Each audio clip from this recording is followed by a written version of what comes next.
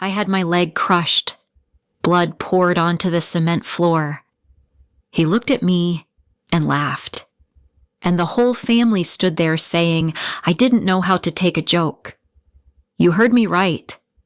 That was the moment Amanda Price realized the worst pain didn't come from the injury. It came from the invisible betrayal. The whole thing happened at my in-laws' house, right there in Fort Worth, Texas. My husband's family was always loud, always teasing. I used to try to put up with it, forcing a smile just to get through. Until that day. My mother-in-law asked me to clean out the back storage rooms so they could put some old things on display. I didn't mind. 8 years as a daughter-in-law had made me far too used to volunteering for everything without anyone ever asking how I felt. I propped the door open with a wooden stick like I always did. The storage room was thick with dust, lit only by the faint glow of a small bulb overhead. I was bent over, going through boxes of old photos, when I heard footsteps behind me. It was Wade, my brother-in-law. What are you doing? Sis, you're too old to be crawling in here.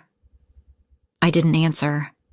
I kept my head down, focused on wiping off a picture frame. You know this stick doesn't hold that well. Right. Then scrape. I heard the wooden stick slide away, and before I could react, bang. The heavy steel door slammed down. It felt like the whole sky crashed on me. My body collapsed. My head smacked against the wall. My leg. I felt the bone shatter. My screams echoed through the neighborhood. Wade stood there. Not a trace of panic. Instead, he laughed. Just messing around? Why are you freaking out? Sis, I was sprawled out on the cold floor. I couldn't move. My vision blurred with pain and rage. All I wanted was to scream at him. You call this playing? This is a joke to you. The police arrived after a neighbor called 911. Paramedics tried to lift my leg, but the open fracture. Blood had already soaked through my pants. Don't touch it. Please, I wasn't screaming because of the pain. I was screaming because no one was on my side. My in-laws stood outside with their arms crossed, faces blank like they were watching the evening news. She's overreacting. She really can't take a joke. No one asked if I was okay. No one came with me in the ambulance. No hug. No apology. On the way to the hospital, I stayed silent. The feeling wasn't just pain anymore. It was humiliation, isolation, and a kind of brokenness I couldn't put into words. I had always been family, but never truly part of the family. Wade. He sat with the cops, repeating the same thing I just wanted to scare her. Who knew she'd freak out like that? Freak out. He played with my life, with my leg, and not one person in his family thought it was wrong. The moment that door slammed down, I thought it was just an accident. But his eyes weren't joking. They said, I like watching you hurt. And me, I swore. I would never let that pain be for nothing. Because if they thought I was weak, they had no idea who they had just stepped on. So, will I let this pass as just a little accident, or will I start the journey to make sure that family never laughs at someone else's pain again? You're listening to Revenge Mark, where justice finds its voice. Don't forget to subscribe to Revenge Mark so you won't miss what happens next. I lay in the hospital bed with a fixation frame clamped around my left thigh. The doctor said it was an open fracture. A bone graft would be necessary. Recovery time, at least 8 months, maybe longer. You'll need continuous physical therapy and a lot of patience. I nodded. My eyes didn't blink.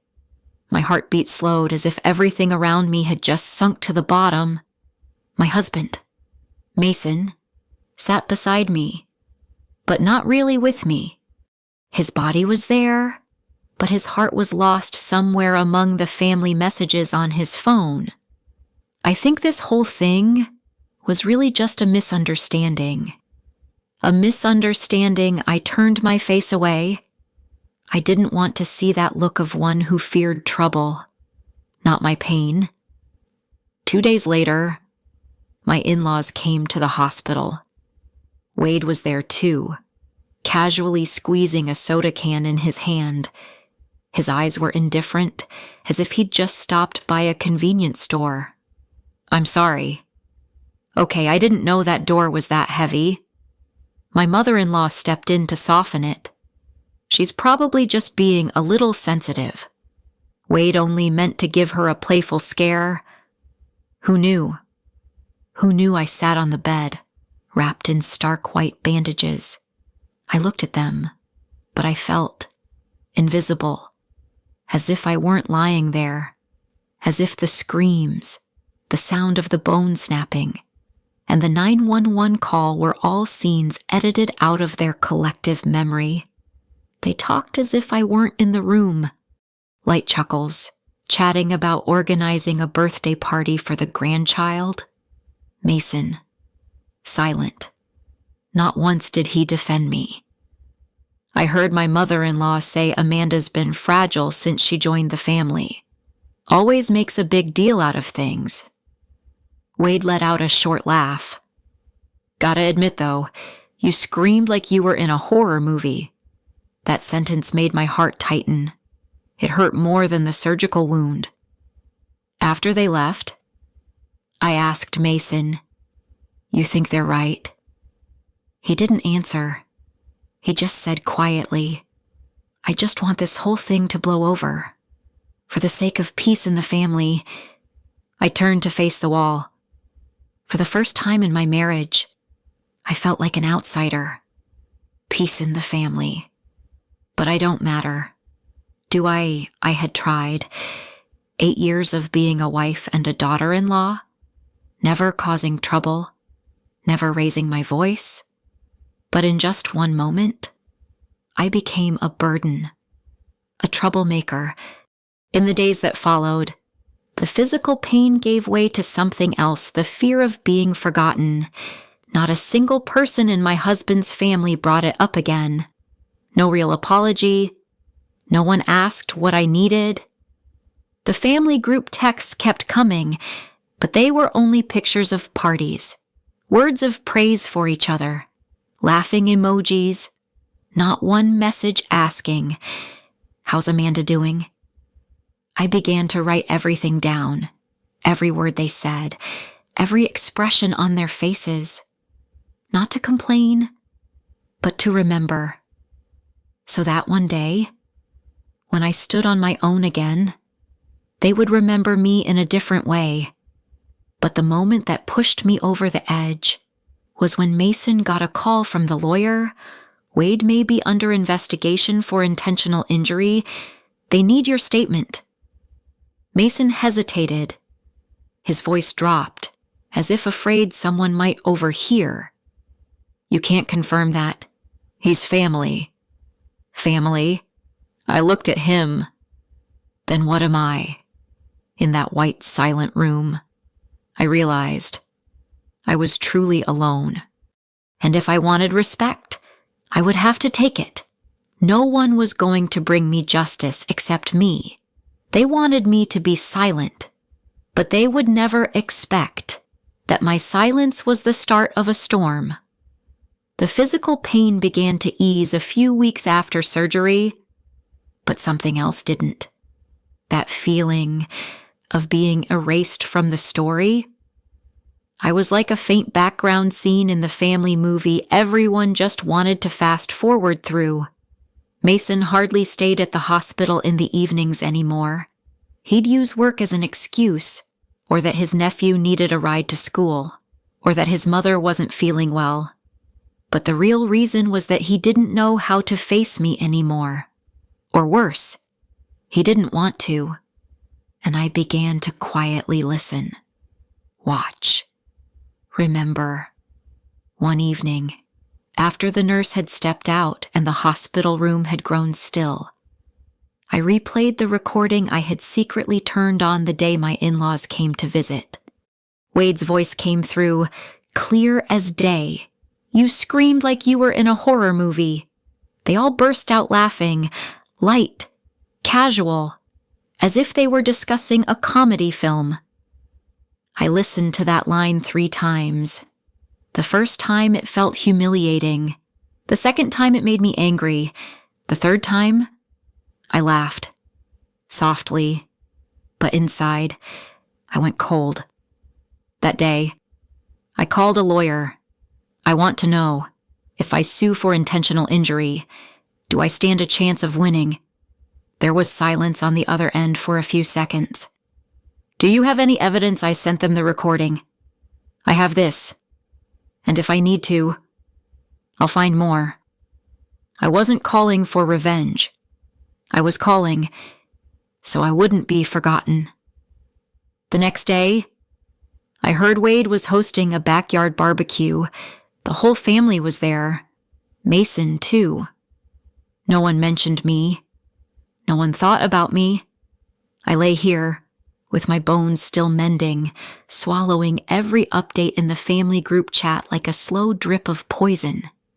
They were living happily, while I was fighting just to claw my name back from oblivion. That evening, an old coworker, Janine, messaged me. I heard, why didn't anyone tell me she came to the hospital, brought warm tea and the kind of kindness an entire family couldn't give me? You're going to sue him, right? I smiled, still looking out the window. I never thought I was that kind of person. But it seems good people don't get remembered. After Janine left, I sat up for the first time since surgery without calling the nurse. I pulled my notebook from the drawer, opened to a fresh page.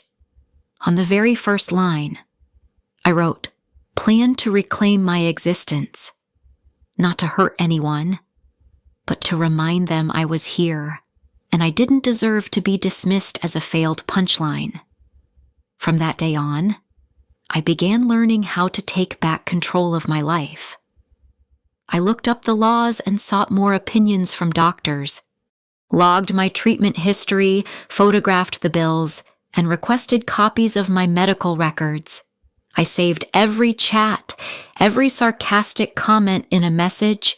No longer the compliant Amanda who endured in silence. I would be the Amanda they could never forget. And just then, Mason brought home something that made the fire in me rage. A copy of the police report. At the bottom corner, it read, "Victim Amanda Price. Declined to confirm the incident was intentional." I froze.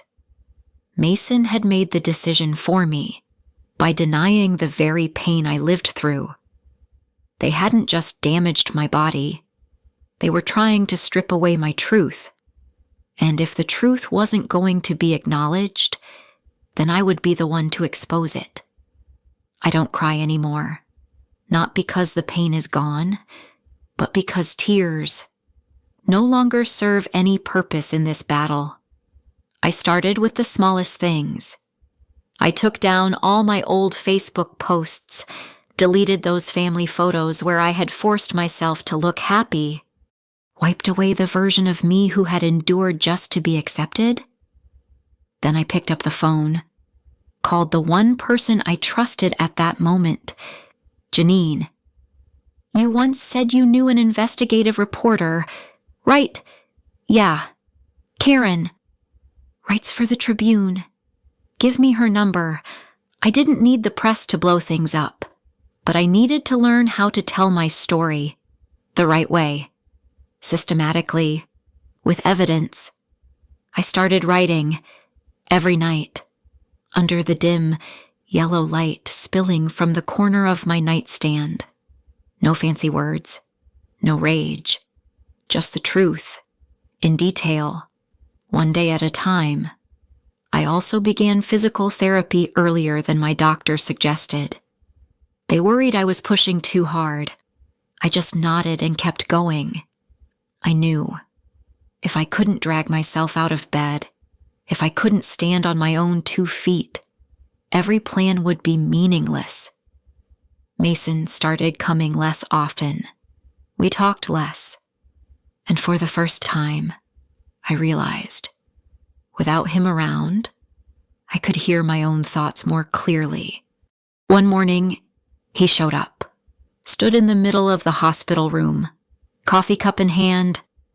I just spoke with Mom, and they think you should forgive, to lighten your mind. I looked him straight in the eye. They just want me to shut up. He lowered his head. I don't want to lose everything. I cut him off. I've already lost everything. Now I just want myself back. That night, I looked at myself in the shared ward bathroom mirror. My hair was greasy, cheeks hollow. The hospital gown was wrinkled. I didn't recognize the woman staring back at me, but I knew she wasn't going to live the same way again. I started booking detailed legal consultations. I recorded every step, took screenshots of emails. Every time a doctor said long-term damage, I asked them to put it in writing, and then I changed my hairstyle. A small change. But when I looked in the mirror, I saw something different. Not strength, but resolve. One morning, when I opened my laptop, I saw an email from Karen, the journalist Janine had connected me with. Hi, Amanda. I read your message. I'm ready to listen. I didn't know if I would speak to her right away, but I knew. The silence was about to end. I will make everything they've hidden come to light, and I am no longer the Amanda they once knew. But where should I start with Wade? Or with the husband who signed my sworn statement for me? Some acts of revenge don't require blood. Just a single touch, right where it hurts the most. I sent the audio recording to my lawyer's office on Monday morning. Wade's voice came through loud and clear. You screamed like you were in a horror movie, followed by my mother-in-law's laughter and Mason's. And I noted underneath I don't want to hurt them. I just want the world to hear what I heard. That day, I texted Karen, the journalist I was considering working with. I have something you need, but I want to control how it's released. She agreed. No rush. No pressure. That's what I needed, someone who knew how to listen, without judgment. That evening, I went back into the family group chat, still the same meaningless small talk. A picture of my nephew eating a burger. Mason sent a laughing sticker. I sent a message. I'm considering filing a lawsuit against Wade for intentional bodily harm, if anyone has something to say. I'm open until the end of the week. The chat stayed silent for 5 minutes, 10, then 30. Finally, my mother-in-law replied, "Don't be foolish. You're just bringing shame to the family." I typed slowly, "I'm no longer part of that family." 3 a.m. I still couldn't sleep. I wasn't afraid of being hated. I was only afraid that I would do all of this, and no one would believe me. But then Karen's email came in. Subject line draft woman forgotten by her own in-laws. I read every line. My eyes stung. No sensationalism. No distortion. Just me, clear and real. I gave her permission to publish anonymously, for now. Karen promised no names, just the story. The article went live at 8:45 a.m. on Saturday. By 10 hour, my phone was buzzing nonstop. Messages, emails, missed calls. A few strangers wrote to thank me for speaking up. A woman from Ohio wrote I was once joked with by my brother-in-law and ended up with a broken shoulder. Everyone laughed. I understand you. I burst into tears. But this time, it was because I felt heard. By noon, I got a call from another lawyer representing Mason's side. We request that you cease distributing information that damages our client's reputation. I laughed. If they're embarrassed. Maybe it's because the truth isn't easy to hear. I never used any names, but they saw themselves in it. And that was the first strike. No shouting, no smashing. Just letting the truth ring long enough until it knocks on the right door. Wade sent me a single private message since the whole thing began. Say what you want. Don't play dirty. I didn't reply. I let Karen send out the second version, the one with names. Now let's see. How will they defend themselves? You're listening to a true story on Revenge Mark, where silence is broken. Hit subscribe to follow the journey until justice speaks. I thought I had prepared myself for their anger, but no. I had only imagined part of it. The truth was far uglier. Not even a week after the article went up, Wade sent an official rebuttal to the newspaper, a string of legal-sounding words completely devoid of any human decency. I am the victim of defamation by a mentally unstable woman. I stopped at that line and had to take a deep breath. Mentally unstable. He is the man who pulled the door brace that snapped my leg in two and is now calling me the one out of control. That afternoon, Karen sent me an apologetic email. They want to know if you intentionally exaggerated everything out of family spite. I didn't reply right away. I needed a few hours. Not to think, but to calm the trembling in my hands. That night, Mason came to the hospital for the first time in 2 weeks. His eyes darted away, as if afraid I might see something rotting inside him. Are you planning to drag the whole family down with you? I stared at him for a long moment, enunciating each word. No one's pushing them down there. They stepped in on their own. 3 days later, the joint bank account Mason and I shared was temporarily frozen. The reason to protect marital assets during pending legal review? I knew exactly what that meant. They were striking back, not just with words, but with power, money, and the law.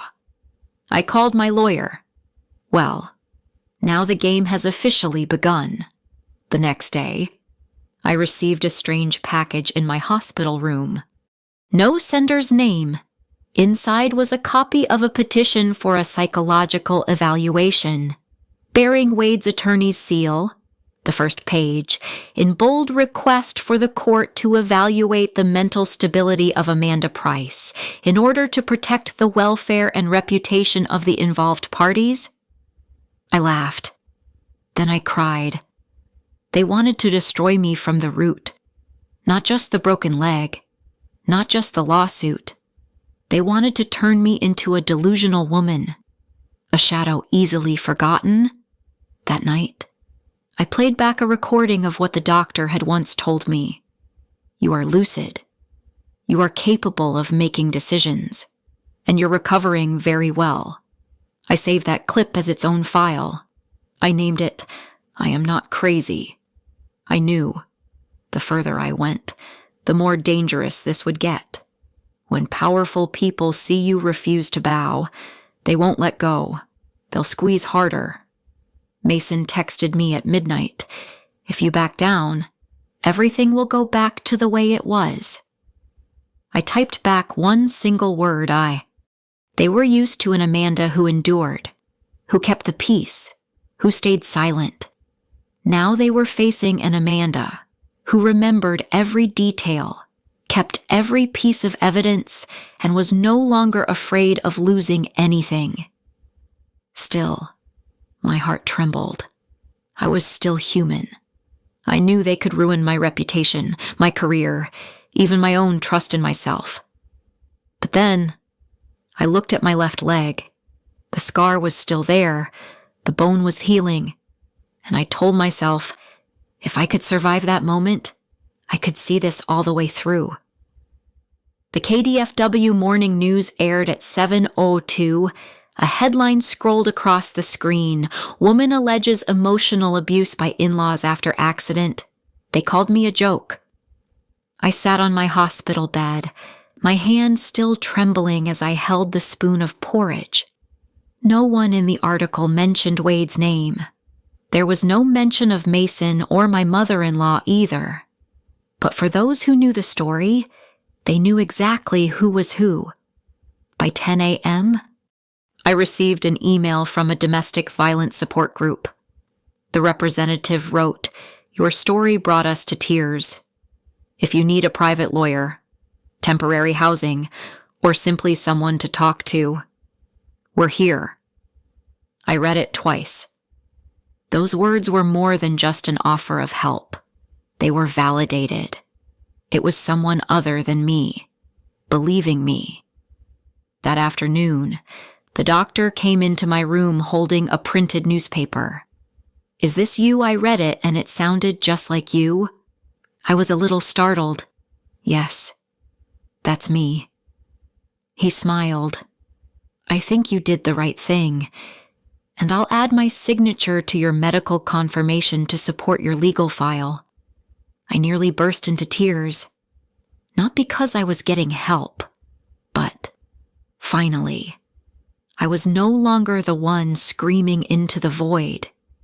Later that same day, the local courthouse confirmed through my lawyer the psychological evaluation request Wade's side had submitted was denied. Insufficient medical basis. No signs of mental instability. A week later, Karen sent me a simple text. Their PR firm reached out, demanded that we take down the article. We refused. I asked, "What did they say?" Karen texted back, "They said the woman in the article is trying to extort through the media. We told them she hasn't taken a single cent." I laughed then, for the first time in weeks.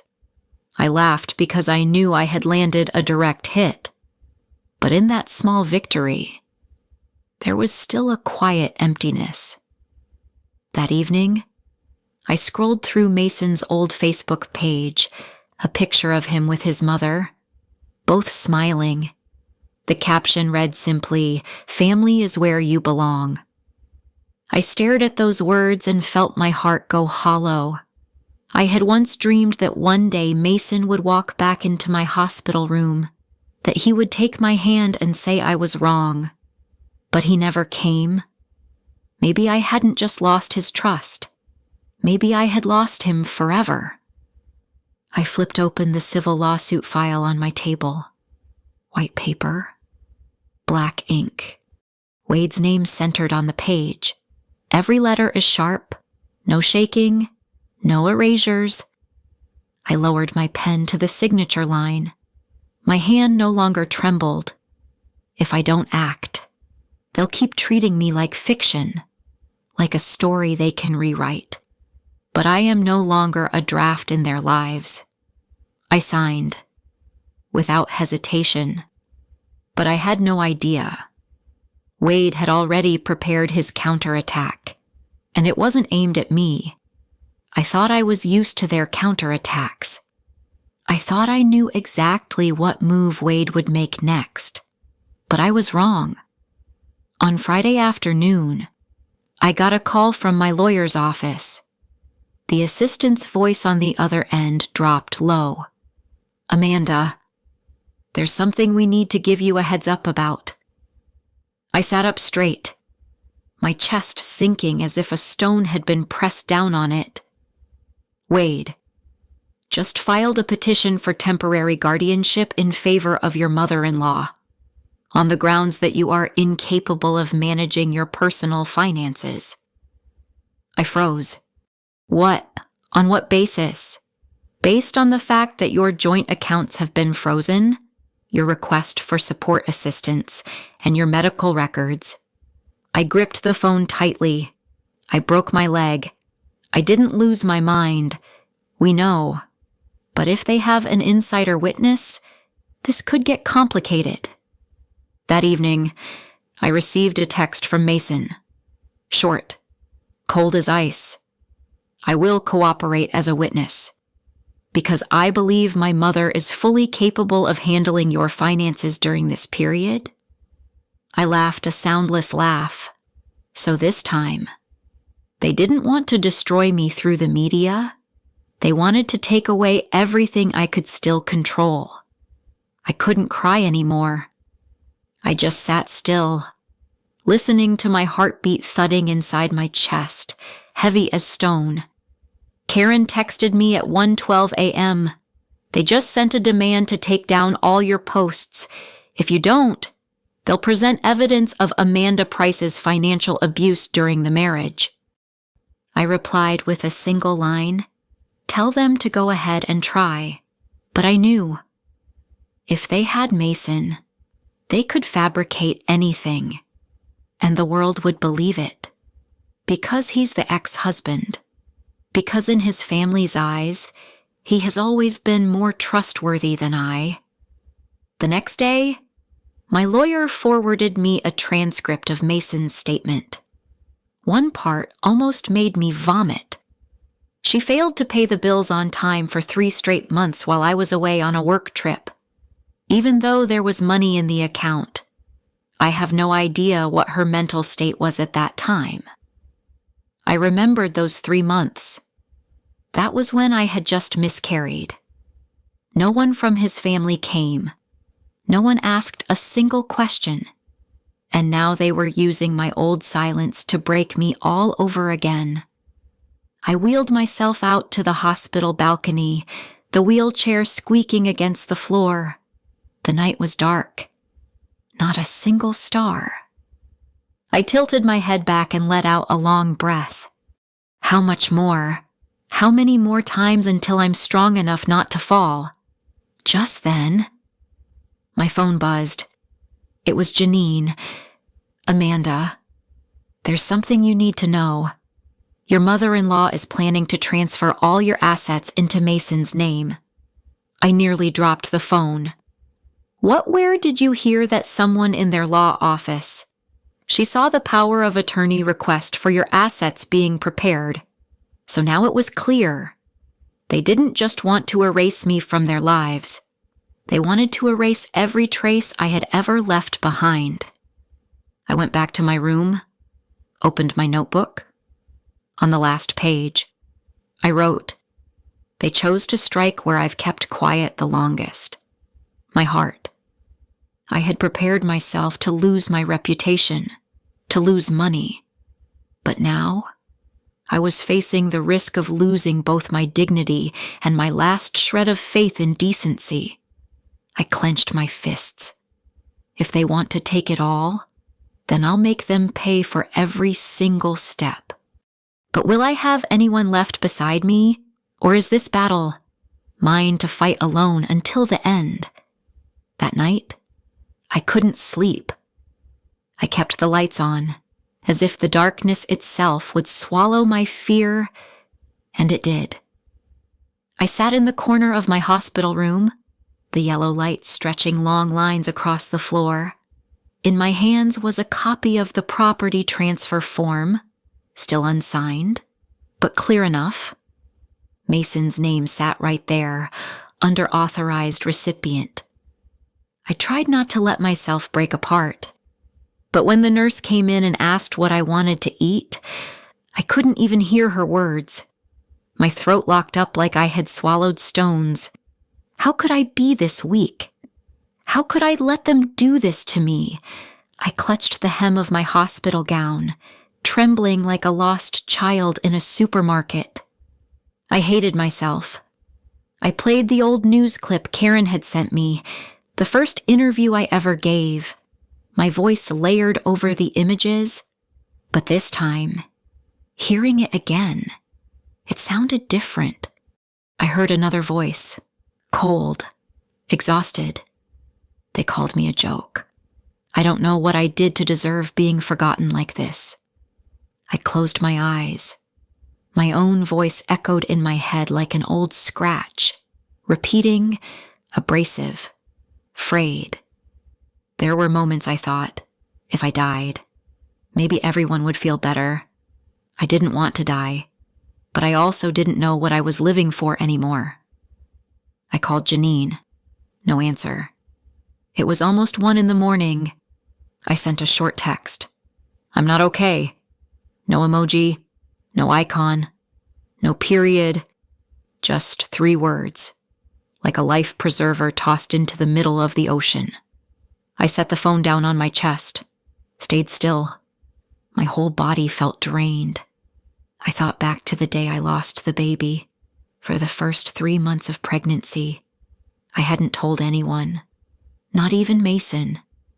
I wanted to wait until the heartbeat was stable before saying anything. I had bought a tiny beige baby shirt. I hid it in the bottom drawer of our nightstand, planning to use it as a way to surprise Mason on his birthday. I never opened that drawer again. After the day I started bleeding and the pain hit hard, I went to the ER alone. No one in the family knew. No one came. So, if from the very beginning, I was already just a shadow in their lives, would it be any different now? The phone buzzed. A text from Janine. On my way. Just 3 words. But it felt like someone had just pulled me back from the edge. I cried. No sobbing, no wailing. Just tears running into my hair, down my neck. For the first time, I admitted to myself I'm not okay. I'm weak. And I hate myself. But then, in that moment of raw pain, a small part of me whispered, if you can still feel the pain, you're still alive. Janine knocked at my door at 2:07 a.m. She didn't say a word, just held me. No questions, no advice. She just let me fall apart, and from there, slowly gather the pieces back together. And when the first light of dawn seeped through the hospital window, I knew I still had one thing left to believe in. If every step they took was meant to push me down, then every scar on my body would be proof that I got back up. But this time, would I have enough strength to rise again? I don't remember how long Janine held me that night. I just remember drifting off on her shoulder like a child, and for the first time in weeks, I slept deeply. No dreams, no sudden jolts awake. The next morning, I woke up with swollen eyes, but my head felt lighter. The sky outside the window was still gray, but somewhere deep inside me, a small corner began to light up. Not brightly, just not completely dark anymore. Janine made coffee using the old pot in the staff room. She set the cup in front of me without saying a word. I looked at the thin layer of light brown foam. Then I looked up. I used to think that if they could erase me from their lives, everything would be easier for everyone. She shook her head. It's not that they erased you. It's that you let them do it for far too long. That sentence felt like a gentle slap. Jarring, but sobering. That afternoon, I requested to have my medical records sent to a second law firm, a team specializing in financial abuse and manipulation in marriage. Not because I didn't trust my old lawyer, but because this time, I didn't want to just defend myself. I wanted to take the initiative. I called Karen, asked her to connect me with an independent podcast producer, someone who told stories from victims whose voices had been silenced. I'm going to tell it. No blurring my face. No hiding my name. She was silent for a few seconds. Then she said, Amanda, this is the first time I've heard you speak without trembling. I smiled. Because I've already faced my biggest fear, the fear that I wasn't worth listening to. That night, I pulled out an old photo of myself from before the accident. The woman in the picture was smiling softly, but her eyes were tired. I whispered, "Thank you for enduring. Now let me live honestly." I rewrote my counteraction plan not to defend my reputation anymore, but to redefine it. I wasn't doing this for revenge anymore. I was doing it because I didn't want anyone else to be silenced the way I once was. If I survived that door slamming shut on me, then now I'm going to open the door for others to walk through. I sent the file to the new law firm, attaching a note, "I'm ready. I'm not taking back a single word. I don't know how long this will take. I might still get hurt. Wade might still come up with more moves. Mason might sign every piece of paper against me. But at the very least, I've chosen to stand on my own side." You're following Amanda's journey of living truthfully and rising stronger on Revenge Mark. If you believe in justice, subscribe so you won't miss the next part. Every person who stands up is one more truth preserved. Will I be able to turn the game around, or am I stepping right into their final trap? I used to think revenge was an impulsive act, a strike back in the heat of the deepest pain. But no, true revenge is the clarity that comes after the pain has passed. 1 week after my last call with the new lawyer, I transferred to another hospital, not to hide, but to avoid being watched. The old hospital already had someone on their side. I realized that when the property transfer form appeared, it was far too quick and far too precise. I asked the new medical facility to keep all my personal information strictly confidential, not allowing any family members access to my records. For the first time, I put Mason's name on the no contact list. I bought another phone, used a new number, registered it under my maiden name, Amanda Clay. No one was going to stop me again. Every morning, I spent 3 hours reviewing every single line in the real estate contracts between Mason and me. Every money transfer. Every time I signed my name at his request. Not to let bitterness burn through my heart, but to remember just how naive I once was. In the evenings, I practiced walking, not with the goal of walking gracefully, just steady, just not so easily pulled down like before. Karen helped me connect with a legal media consultant. This person didn't make a noise. They simply taught me how to use information to steer public perception instead of letting it crush me. We built a media timeline, not in bursts, not sneak attacks, just the right timing, the right message. I also recorded every incoming call, even the belated apologies from a few unrelated relatives. One of Mason's cousins called me, "I don't agree with Wade, but family is family. Amanda, don't take it too far." I didn't answer. I just saved it, because silence is the most valuable evidence when the truth comes to light. I sent a package of documents to their lawyer's office. Inside was my countersuit, copies of bank transactions, and a statement from someone who used to work as an accountant in my mother-in-law's office. That person agreed to testify, anonymously. I didn't tell the press. I didn't put out another podcast. I went quiet, because right now, silence was the most frightening thing to them.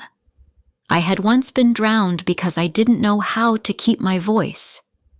Now they trembled because they didn't know what I would say next. The plan was complete. The preliminary trial date was set.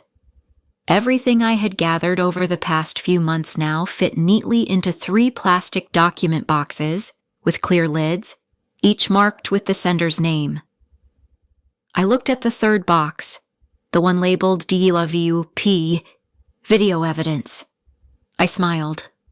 I don't need to scream anymore. It's time to let the evidence speak. But would it be enough to drag them into the light? Or would I be the one exposing my final weakness Monday? 8:16 a.m.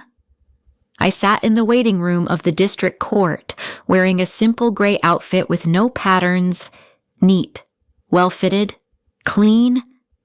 I looked like a completely different version of the Amanda I used to be, and I was. The door swung open. I didn't have to turn my head to know who had just walked in. Mason and his mother. Wade followed behind, hands in his pockets, a white dress shirt, and that same familiar, indifferent face. No one greeted me. Good. My lawyer leaned over and whispered, "They're trying to push for a private settlement." I looked at him, my eyes steady and unflinching. No. 9:03 a.m. The hearing hadn't started yet. The air was tight, like glass about to crack. I stood, braced on my crutches, and walked toward them, not to provoke, just because it was time I stopped avoiding them. Mason was the first to speak. "You really think this is necessary?" I kept my eyes locked on his. "That's a question you should save for what you've done." He swallowed hard, his fingers intertwined, uneasy. His mother cut in. "We don't want to make this a big deal, but you're forcing it." I nodded slightly, "Because I've been silent long enough." Wade let out a sharp breath, smirking. "You think those recordings are gonna scare me?" I stepped closer, my voice calm. "I don't need you to be scared. I just need the truth to stand in this courtroom without being twisted anymore." Their attorney stepped in to intervene. The tension eased for now, but Mason's eyes, when I turned away, stayed in my mind. They no longer held anger or remorse, just emptiness. The kind of emptiness of someone who has let go, but let go of what I couldn't tell, love or himself. 2 a.m. The courtroom doors opened. My name was called. His name, Wade's, his mother's.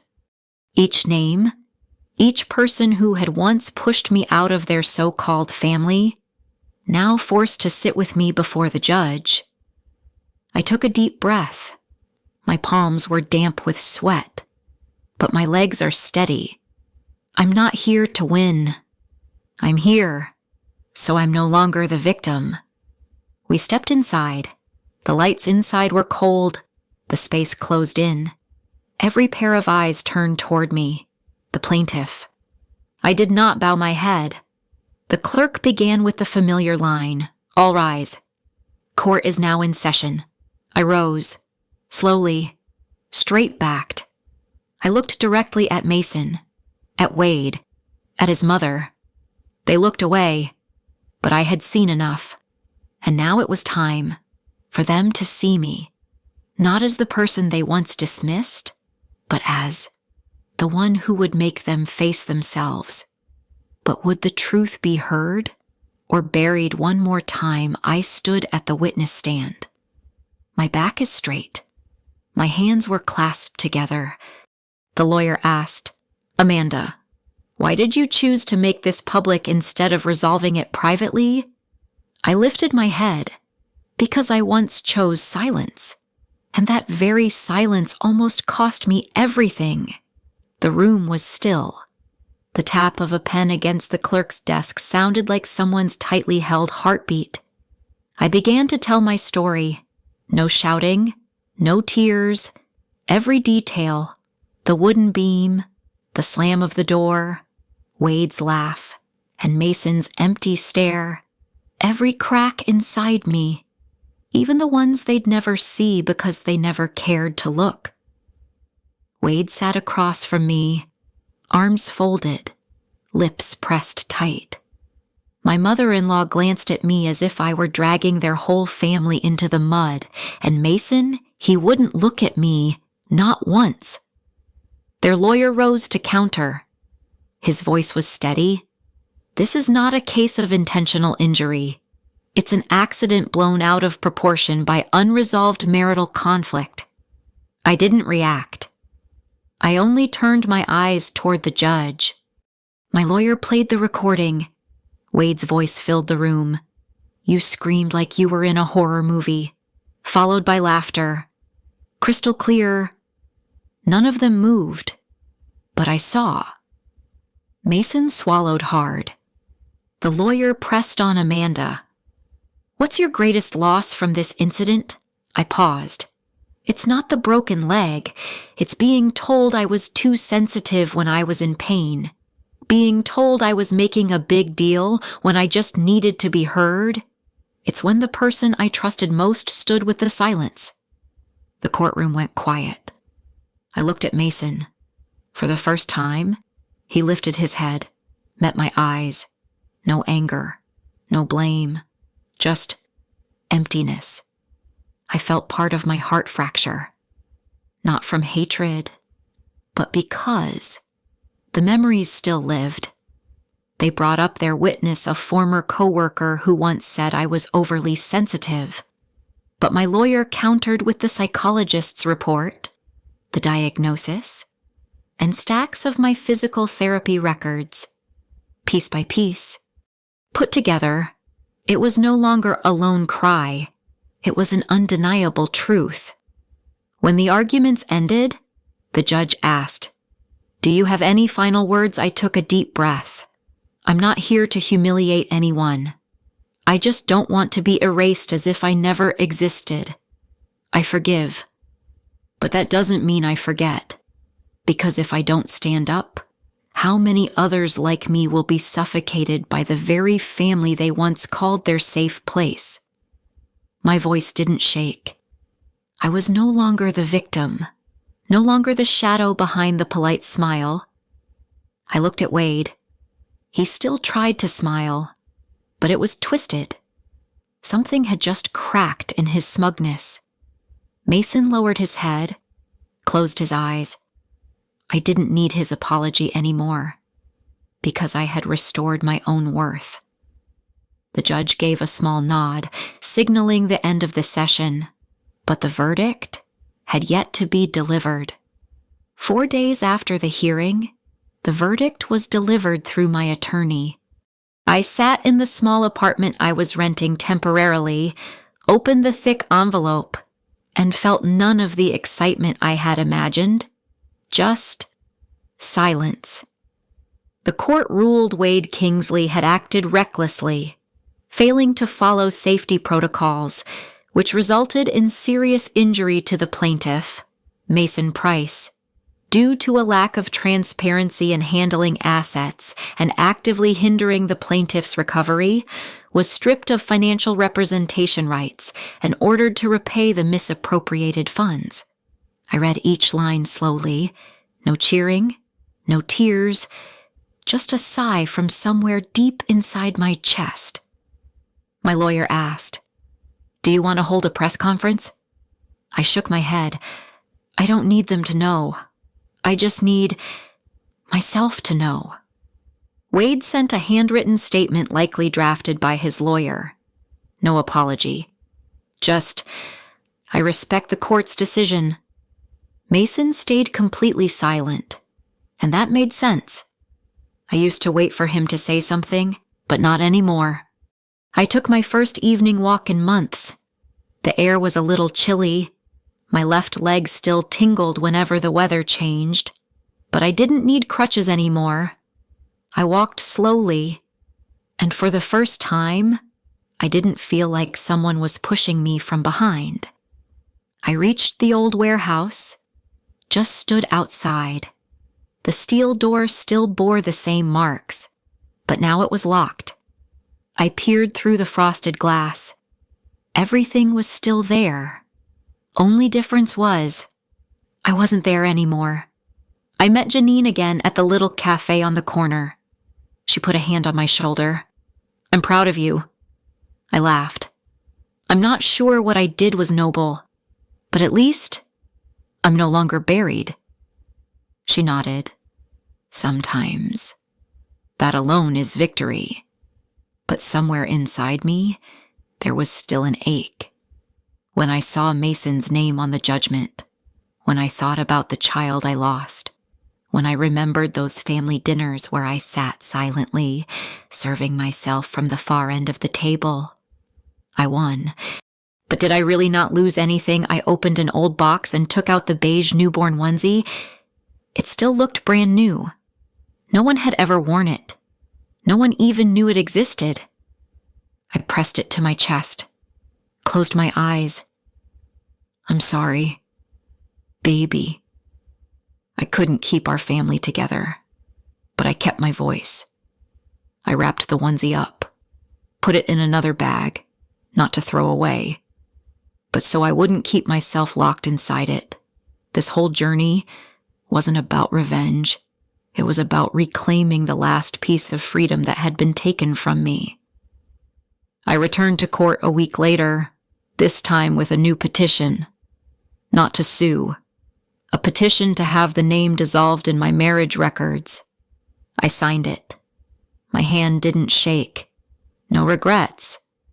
But as I walked out of the courthouse, I turned back and looked down the long hallway behind me and wondered, now what alone?